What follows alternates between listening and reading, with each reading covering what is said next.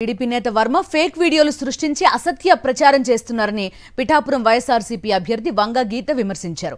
ఎవరు డబ్బు ఖర్చు చేస్తారో, ఎవరు అబద్ధాలు చెప్తారో ప్రజలకు తెలుసన్నారు. అసత్యాలు ప్రచారం చేసి ఏ ప్రయోజనాలు పొందలేరన్నారు. పిఠాపురంలో కొత్త సంస్కృతి తీసుకురావద్దని హితవు పలికారు. అంటే ఇలాగా ఈ అసత్య ప్రచారం పిఠాపురం ప్రజలకి ఈ రాంగ్ న్యూస్ ఇవ్వాలని ఎందుకు అనుకుంటున్నారో మాకు అర్థం అవట్లేదు.